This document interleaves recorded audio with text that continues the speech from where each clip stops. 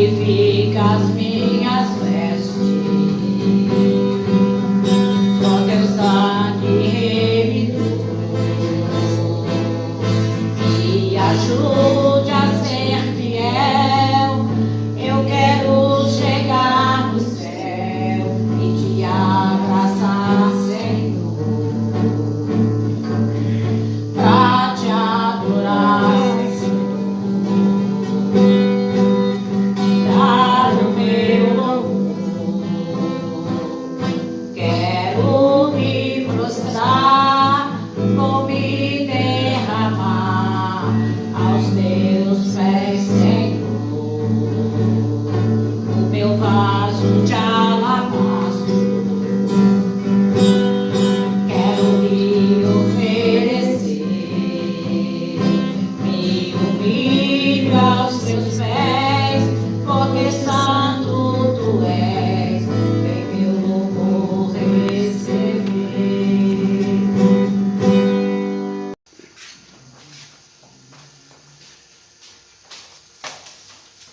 Amada igreja, boa noite.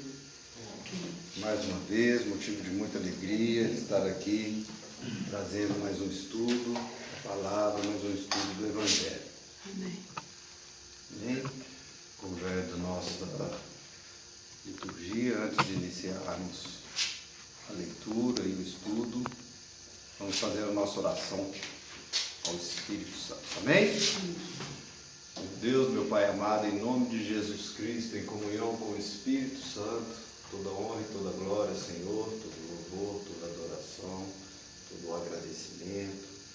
Agradecemos, meu Pai, clamamos pela Tua presença, pelo Teu Santo Espírito, nos auxiliando, dirigindo a palavra, auxiliando aqueles que a receberão, para que produzam fruto para o Espírito, frutos para o reino. Que o estudo que hoje seja profundo, que o estudo que hoje seja abençoado e que ele possa nos auxiliar na nossa caminhada espiritual aqui nesse mundo terreno. A oração que fazemos, Senhor, em nome de Jesus Cristo. Amém. Amados, hoje nós vamos estar lendo o capítulo 3 da segunda epístola de Pedro, ou 2 Pedro 3. Vamos estar lendo do versículo 1 ao versículo 13. 2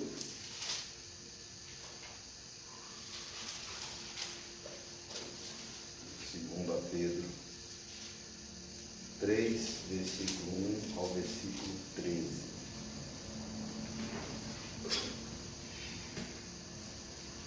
A vinda do Senhor e o seu significado. Amados, esta é agora a segunda epístola que vos escrevo. Em ambas, procuro despertar com lembranças a vossa mente esclarecida, para que vos recordeis das palavras que anteriormente foram ditas pelos santos profetas, bem como do mandamento do Senhor e Salvador, ensinado pelos vossos apóstolos. Tendo em conta, antes de tudo, que nos últimos dias virão escarnecedores com seus escárnios, andando segundo as próprias paixões e dizendo: onde está a promessa da sua vinda? Porque, desde que os pais dormiram, todas as coisas permanecem como desde o princípio da criação. Porque deliberadamente esquecem que de longo tempo houve céus, bem como terra, a qual surgiu da água e através da água pela palavra de Deus, pela qual veio a perecer o mundo daquele tempo, afogado em água. Ora, os céus que agora existem e a terra, pela mesma palavra, têm sido entesourados para fogo, estando reservados para o dia do juízo e destruição dos homens ímpios. Há, todavia, uma coisa, amados, que não deveis esquecer, que para o Senhor um dia é como 1000 anos, e 1000 anos como um dia. Não retarda o Senhor a sua promessa, como alguns a julgam demorada. Pelo contrário, ele é longânimo para convosco, não querendo que nenhum pereça, senão que todos cheguem ao arrependimento. Virá, entretanto, como ladrão o dia do Senhor, no qual os céus passarão com estrepitoso estrondo, e os elementos se desfarão abrasados. Também a terra e as obras que nela existem serão atingidas. Visto que todas essas coisas hão de ser assim desfeitas, deveis ser tais como os que vivem em santo procedimento e piedade, esperando e apressando a vinda do dia de Deus, por causa do qual os céus incendiados serão desfeitos e os elementos abrasados se derreterão. Nós, porém, segundo a sua promessa, esperamos novos céus e nova terra, nos quais habita a justiça. Amém. Amém? Amém. Então, amados, continuando nosso estudo da segunda epístola de Pedro, né? A epístola final, o testamento final de Pedro, que a gente pode entender até como um último apelo, né? Deste apóstolo que caminhou com Jesus e que já próximo de sua partida sentiu essa necessidade, essa urgência, né, de fortalecer a fé daqueles crentes que estavam com ele e de nós, até os dias de hoje, que ainda seguimos os seus ensinamentos. Estamos chegando ao final, né, dessa carta. Creio que na próxima ministração, com certeza na próxima ministração a gente encerra esse estudo do apóstolo Pedro, um estudo muito profundo, né, que demonstrava já naquela época as preocupações de Pedro com como os cristãos deveriam caminhar, proceder, e de como que eles seriam atacados, né, pelos falsos mestres, por falsos pregadores, ou pastores, ou senhores do estudo, né, os que ensinavam. Então Pedro, ao longo dessa jornada aqui epistolar, ele apresenta essas preocupações. E nesse capítulo 3 agora, ele continua preocupado, e agora ele traz um alerta de um ataque que ele já estava vendo acontecer e que ele achava importante não deixar que aqueles irmãos daquela época se levassem por esses ataques que seriam sutis, mas da mesma forma perigosos e enganadores, né? E que são o escárnio e a negação da segunda vinda de Cristo, que é o que ele trata nesse capítulo 3, que nós vamos falar um pouquinho. Então Pedro aqui ele não vai estar apenas fazendo esse alerta, ele vai estar também fazendo uma defesa da doutrina escatológica, né, que nós já tivemos a oportunidade de falar aqui, que é a escatologia, a doutrina do fim, do juízo. Então aqui ele vai estar defendendo essa doutrina. Mas para além disso, né, ele também oportuniza nessa carta um chamamento para todos nós, que é um chamamento para nós continuarmos perseverando, sermos pacientes e ter uma correta compreensão, né, dos ensinamentos de Jesus, do caráter de Deus.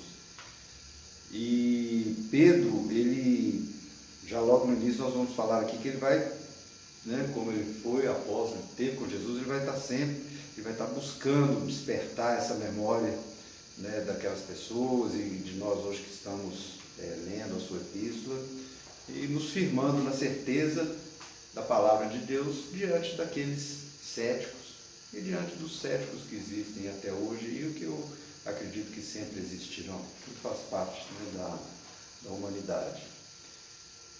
Então nós vamos aqui fazer um exame das nossas, cada um vai aproveitar depois desse estudo, fazer um exame da própria expectativa quanto ao retorno do Senhor Jesus e o impacto que essa esperança tem na nossa vida cotidiana, na nossa vida diária.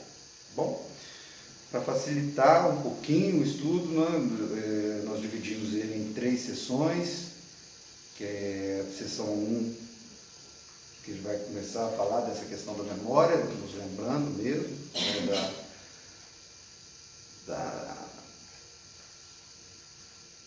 da criação, nos lembrando, do chamamento, de Deus para todos nós. E já vai começar também nessa primeira sessão a falar desses escarnecedores, tá bom? Então vamos lá. Então nos versículos 1 e 2, Pedro ele inicia já esse capítulo, essa parte da carta, lembrando que na época não existia a divisão de capítulos, isso veio posterior para facilitar o estudo. Naquela época era uma carta direta, mas então, nessa parte que ele vai falar desses escarnecedores e da questão da segunda vinda, ele já começa a carta com um tom afetuoso, chamando todos aqueles de amados, adotando esse tom pastoral. Por quê? Ele quer, nesse momento, se mostrar como esse pastor que ele realmente é, mas para buscar o despertar da memória daquelas pessoas. Quando ele fala, olha aqui, que essa agora é a segunda epístola, mas em ambas, tanto na primeira quanto nessa segunda, ele sempre procura despertar com lembranças a vossa mente esclarecida. Então, o seu propósito ao buscar esse despertar da memória, Pedro está nos ensinando aqui que a nossa fé cristã, ela não se baseia em novidades constantes. Essas questões religiosas que as igrejas ficam querendo sempre trazer novidade, trazer novas doutrinas, novos ensinamentos, novas teologias, isso não encontra amparo nos estudos apostólicos, Principalmente Pedro, ele não vê a fé cristã se baseando nisso, em novidade. Não,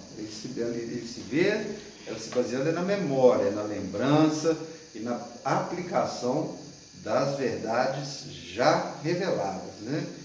E ele traz que essas verdades já reveladas, e eu já tinha falado isso aqui, porque, salvo engano, foi no capítulo 1 ou no capítulo 2, ele também fala, no capítulo 1, quando ele confirma a palavra profética através dos profetas e dos ensinamentos de Jesus. E aqui ele volta a repetir isso, a enfatizar e a continuar dizendo que nós temos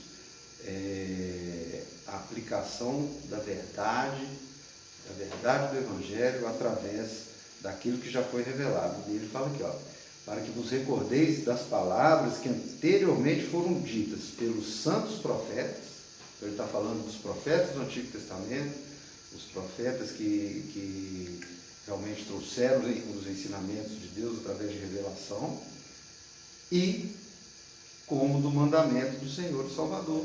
E aí ele já fala do ministério de Jesus Cristo, que é o Novo Testamento, e que foi transmitida diretamente aos apóstolos, dos quais Pedro fazia parte. Então, Pedro já inicia nesses 2 versículos com uma afirmação poderosa, muito forte, da unidade e continuidade das Escrituras. Por isso que é muito importante, eu entendo como muito importante, e é importante o pastor Totó está trazendo também o estudo dos profetas, porque o Antigo Testamento, nós temos a parte histórica, que conta a história do povo de Israel, principalmente o Pentateuco, mas nós temos também no Antigo Testamento os ensinamentos dos profetas, e esses profetas trazem ensinamentos muito profundos e que apontam para a vinda de Jesus. O pastor Totó fala muito do profeta Isaías. Eu já tive a oportunidade aqui de fazer com vocês um estudo, quando nós estudamos as parábolas. Eu tentei trazer parábolas do Antigo Testamento, e a maior parte das parábolas do Antigo Testamento eu encontrei justamente no livro de Ezequiel, do profeta Ezequiel. Então a gente tem que ter esse entendimento de que os ensinamentos dos profetas são, sim, muito importantes, e Pedro está reforçando isso. Ele reforça no sentido de unidade, né? Quando ele coloca aqui os juntos, para que vos recordei das palavras que anteriormente foram ditas pelos santos profetas, bem como do mandamento do Senhor e Salvador. Então ele coloca em unidade e mostra justamente essa força, né, do Evangelho, essa força dos ensinamentos, e ele está falando para aquelas pessoas: não abandonem essa memória, ou seja, não abandonem esse estudo, não abandonem o que vocês já aprenderam. Por quê? Por que Pedro inicia enfatizando isso? Que eles têm que estar sempre com isso na memória, tem que estar com isso muito claro na mente dele. Porque vão chegar os escarnecedores, e Pedro que ele já está profetizando. Olha só, tendo em conta, antes de tudo, que nos últimos dias virão. Então Pedro ele estava tratando dos falsos mestres, daqueles ensinamentos heréticos ou equivocados, né? Não importa a nomenclatura, que eram para enganar, mas ele já está prevendo que além desses falsos mestres virão os escarnecedores. Eu vejo isso como uma palavra profética de Pedro, principalmente para os tempos vindouros. Talvez não tanto, eu acho que naquele momento eles sofriam mais com os falsos mestres, mas o que veio depois de Pedro, séculos depois, de escarnecedores, trazendo escárnio sobre o nome de Jesus, sobre os ensinamentos do Evangelho, é uma coisa que absurda, e eu acredito que Pedro deve ter tido revelação mesmo, porque quando a gente busca na história tudo que foi feito de maldade e de ruindade e de escárnio com Jesus, e até Pedro, né, vivenciou o escárnio que foi a crucificação de Cristo, ele apontava que esse tipo de escárnio, essa maldade, isso não cessaria, né? Talvez não chegaria a ponto do que nós já vimos, principalmente em culturas pagãs, mas ele já previa essa chegada desses escarnecedores, com zombaria, estilo de vida guiado por suas próprias concupiscências, né? O próprio Império Romano se degradou de uma maneira dali para frente, que as concupiscências foram muito afloradas, né? Nero, Calígula, aqueles imperadores que vieram posteriormente, e eles se, andando com suas próprias paixões e se baseando numa observação natural, como se fosse uma filosofia de realidade, de que Deus não interveio no passado, não interviria no presente, muito menos no futuro. Era isso que esses escarnecedores traziam, quando Pedro fala assim, porque desde que os pais dormiram, todas as coisas permanecem como desde o princípio da criação. Ou seja, isso aqui Pedro está fazendo uma colocação, né, como se aqueles escarnecedores estivessem dizendo isso, né? Eles fariam uma pergunta: onde está a promessa da sua vinda, ou seja, a promessa da segunda vinda de Jesus? E essa resposta retórica que Pedro, né, faz como uma forma de colocação de como esses escarnecedores mesmos responderiam a sua própria pergunta, né? Então Pedro está na carta falando assim: esses escarnecedores vão vir e vão fazer pergunta: onde que está a promessa da vinda? Cadê a volta? Cadê o retorno de Jesus? E a resposta justificando a pergunta deles: porque até agora está tudo como sempre foi, nunca teve nada para trás, nem está tendo agora e nem vai ter no futuro. Então eram esses escarnecedores que Pedro estava já chamando a atenção daquelas pessoas que eles viriam com esse argumento naturalista, né, de que o mundo já sempre foi assim, continua assim, sempre vai ser assim. Só que aí Pedro ele vem com uma resposta, já no versículo 5 a 7, é Pedro respondendo essa pseudo-pergunta, essa hipotética pergunta, com esse hipotético argumento desses escarnecedores. E como que Pedro ele vai responder? Primeiro, ele trata esses escarnecedores como ignorantes voluntários, né? Quando ele fala assim, porque deliberadamente esquecem, ou seja, uma ignorância voluntária, deliberadamente, eu quero esquecer o quê? Aí Pedro ele usa dois argumentos para destruir esses pseudos questionamentos dos escarnecedores. O primeiro que ele usa é quando ele fala da criação do universo, quando ele fala que eles esquecem o quê? Que de longo tempo houve céus, bem como terra, a qual surgiu da água e através da água pela palavra de Deus. Então aqui Pedro está falando da criação.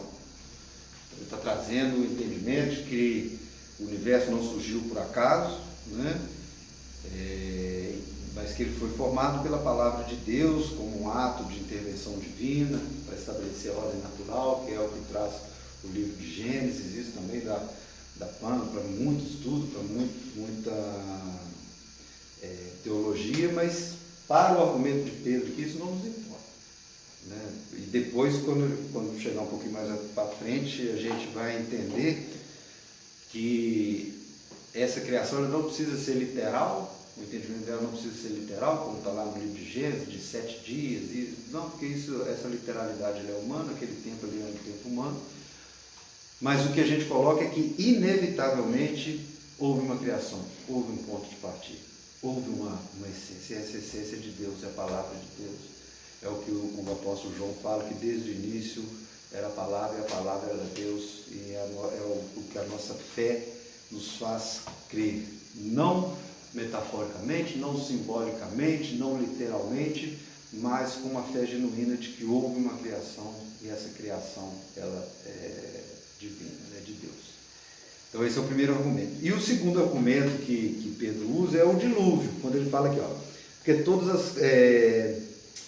até surgiu da água, através da água, das palavras de Deus, pela palavra de Deus, pela qual veio a perecer o mundo daquele tempo, afogado em água, ou seja, da água veio e da água acabou. Então ele remete ao dilúvio, que era um evento amplamente conhecido e difundido na sociedade antiga. Eles falavam do dilúvio constantemente, eles tinham certeza desse acontecimento do dilúvio, né, como um evento mesmo, global, cataclísmico, e que foi uma intervenção de Deus para julgar o pecado, né? Ou seja, então esse argumento de que está tudo como sempre foi, essa aparente estabilidade da natureza não é uma garantia contra o juízo divino.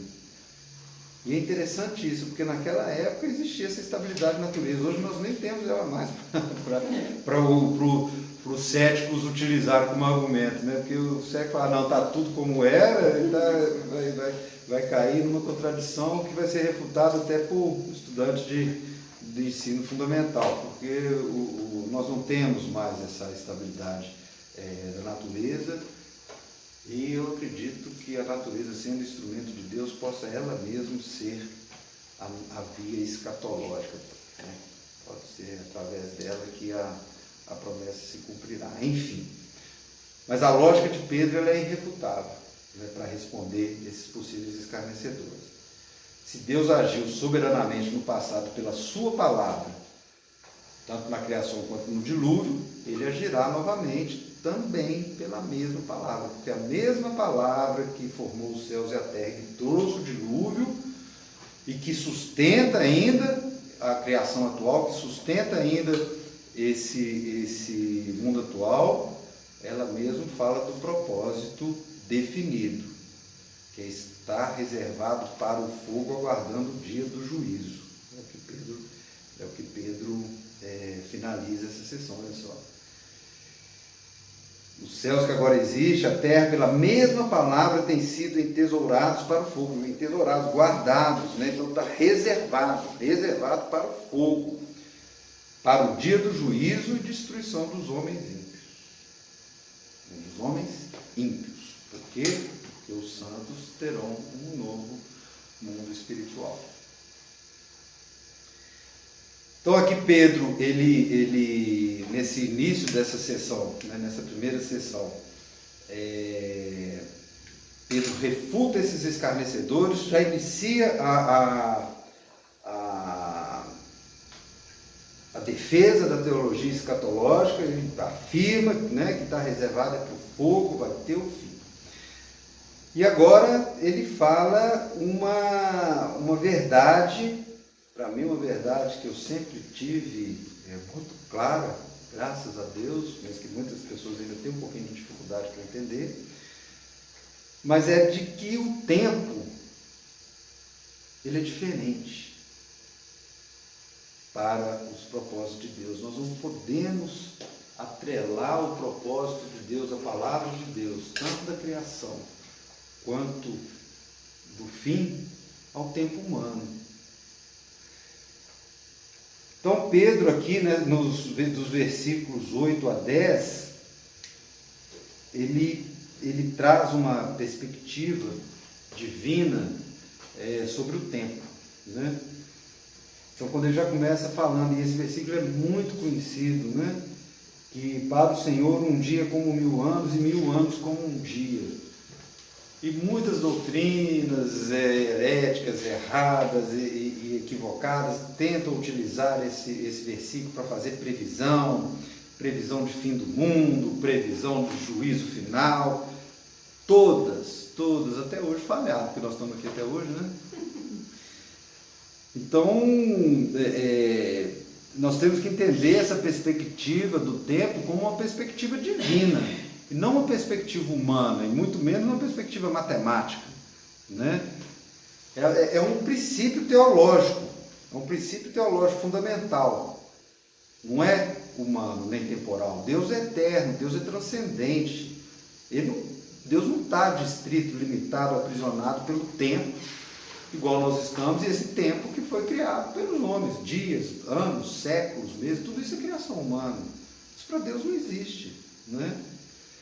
Então, se naquela época, que nós estamos falando de 50 anos que Jesus tinha sido, né, crucificado, eles já estavam questionando a questão do tempo, o que dirá hoje, então, 2000 anos depois, né? Mas aqui Pedro ele fala justamente isso, que o que para nós, nesse tempo limitado nosso, nessa perspectiva nossa, parece uma demora muito longa, para Deus isso não é nada, né? Ele não está limitado a esse tempo. O seu plano é perfeito, o seu plano é soberano, e essa questão do tempo não é parte do plano de Deus, né? Essa demora de maneira nenhuma pode ser entendida como se a promessa, como se essa profecia não tivesse sido cumprida, se Deus tivesse esquecido da sua promessa. Mas é que sua perspectiva é infinita, como ele é infinito. Não adianta nós tentarmos entender dentro dessa lógica humana terrena de tempo. Então é um princípio de que Deus não se limita ao tempo, e que esse tempo, que para nós pode parecer muito, e que para Deus eu entendo que nem existe essa perspectiva de Deus, porque para mim Deus é passado, presente e futuro, não está limitado nessa questão temporal, mas a gente pode receber dentro da nossa fé cristã, como Pedro nos ensina aqui. Por isso que esse versículo 9 é um dos versículos mais bonitos e mais importantes da Bíblia, quando ele fala: não retarda o Senhor a sua promessa, como alguns a julgam demorada. Não, Deus não tem que retardar nada, ele não está preso ao tempo. Pelo contrário, ele é longânimo para conosco, não querendo que nenhum pereça, senão que todos cheguem ao arrependimento. Se nós estamos aqui ainda, meus irmãos, é por bondade, é por por longanimidade, é paciência, é amor de Deus com a humanidade, mesmo para ver se salva mais uns pouquinhos aí, porque do jeito que a gente vê, vão ser muito poucos os salvos. Jesus já falava isso, né, que serão muito poucos os salvos. Da mesma forma que Jesus também ensinou na parábola das ovelhas, né, que Deus não quer que se perca uma sequer, Ele deixa as 99 para buscar aquela que se perdeu. Então a gente pode aplicar aqui também. Esse tempo é o tempo que Ele está sendo paciente conosco para ver se o homem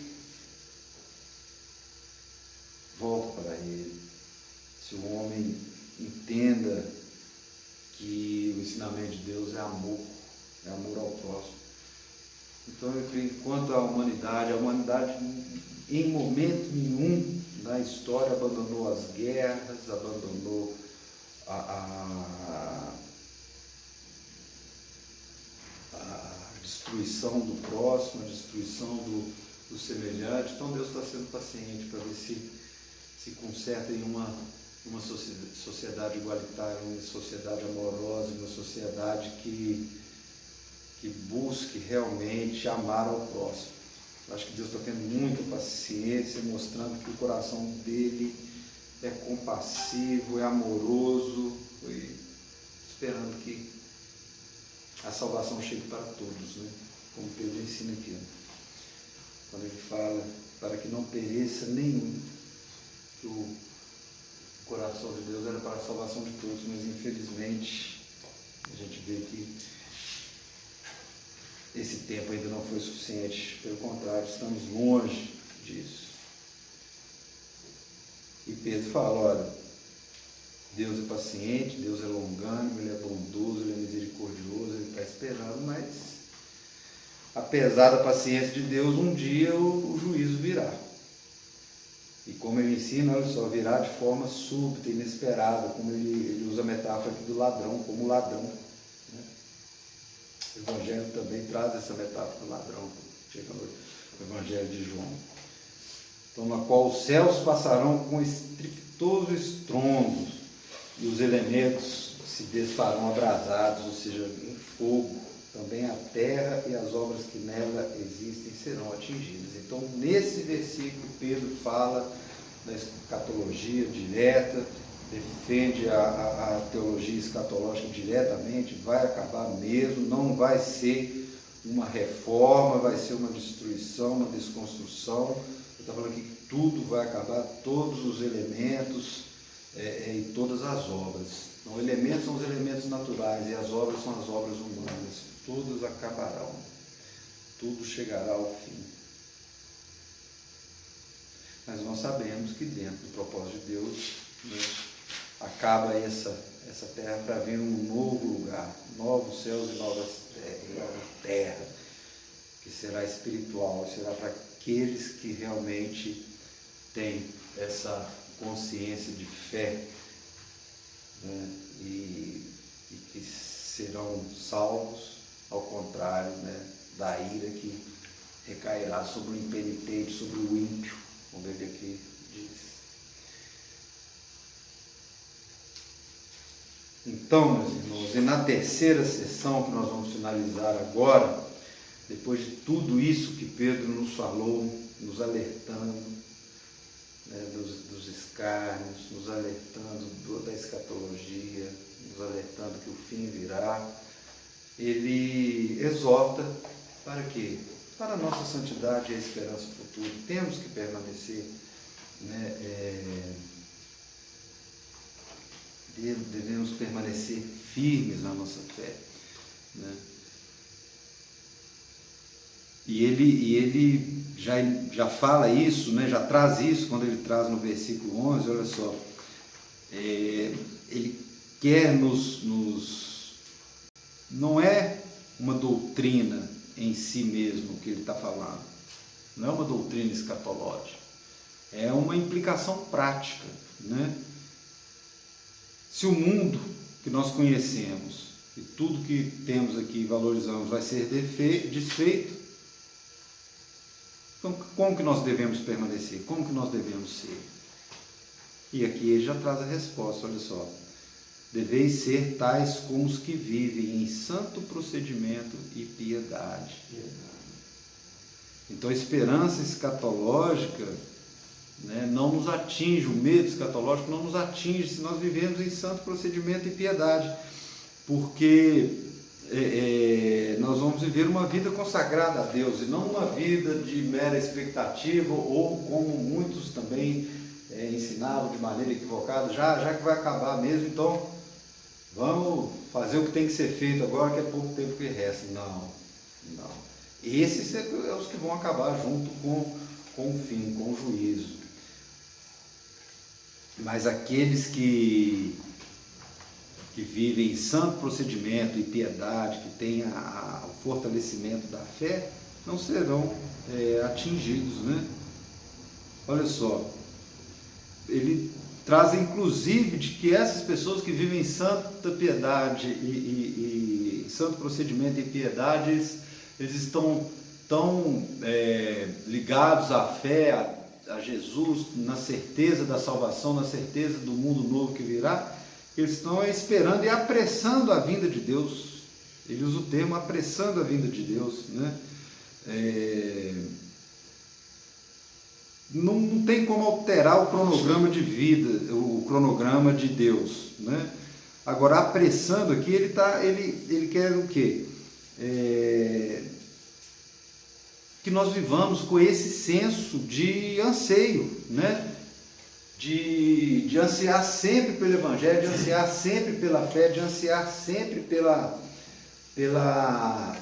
vida cristã, de estudo do Evangelho, de compartilhar a palavra, de demonstrar um coração alinhado com a vontade de Deus, que a gente vai ansiar por esse momento sem medo, sem preocupação, sem especulação. Permite falar aqui, pastor, esse versículo 11 é muito profundo e chama atenção muito para os crentes, para aqueles que se dizem crentes, visto que todas essas coisas hão de ser assim desfeitas, deveis ser tais como os que vivem em santo procedimento e piedade. É viver o Evangelho, não é viver religião. Precisa-se, a coisa, uma das coisas mais importantes no Evangelho é saber separar o Evangelho de religião. O que nós mais temos visto aí são religiões. O Evangelho é muito pouco. É muito profundo. Mesmo porque, e confirmando o que o pastor Totó fala, e é a forma também como Pedro encerra essa sessão no seu versículo 13. Olha só.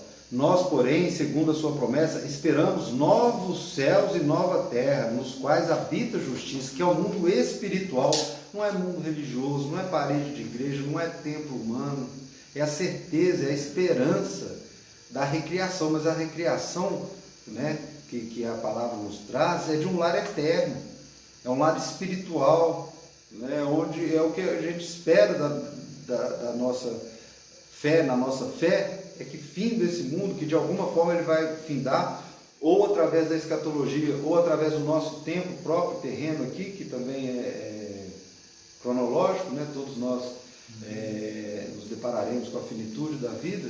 Então é essa a esperança, é a esperança de recriação, de uma nova vida, um novo céu, uma nova justiça, e bem diferente desse mundo caído que nós conhecemos, que nós vivemos. Esta é a bem-aventurada esperança, né, que nos sustenta em meio a todas as tribulações, porque nós sempre vamos ter as tribulações, né, irmãos? Sempre vamos ter as tribulações, e o que nos sustenta nessas tribulações é essa fé, essa esperança do mundo vindouro, do mundo espiritual, é de estarmos lá junto com Jesus, porque nós cremos na sua promessa, como Pedro está nos ensinando aqui. Então, finalizando a conclusão final desse capítulo, muito importante, com versículos importantíssimos, que a gente tem que estar sempre com eles em mente, essa questão da atemporalidade divina, e da nossa perseverança aqui, né, do santo procedimento, da nossa piedade, que é o caminho para nós chegarmos ao mundo espiritual que tanto esperamos. Então esse capítulo de Pedro, ele tira, ele ilumina, ele é um farol iluminando qualquer escuridão de dúvida referente ao escárnio, referente a esses ensinamentos equivocados, né? Tudo está devidamente ordenado para o dia do Senhor. A promessa de sua vinda é certa, o juízo sobre o pecado é inevitável e a esperança dos novos céus e nova terra espiritual, ela é gloriosa e é ela que nós devemos esperar. Então que possamos viver não como os escarnecedores, cegos ou entregues pela própria paixão e ignorância, mas como os filhos amados de Deus, despertos pela memória da palavra, como Pedro ensina aqui, como ele em duas oportunidades ele fala que nós temos que ter a memória do que nos foi ensinado, né? Motivados pela paciência de Deus, que Deus está sendo muito paciente com a humanidade, e purificados pela esperança da sua vinda. Que nossa vida seja um testemunho constante de que estamos crescendo na graça e no conhecimento daquele que é o nosso Senhor e Salvador. Amém?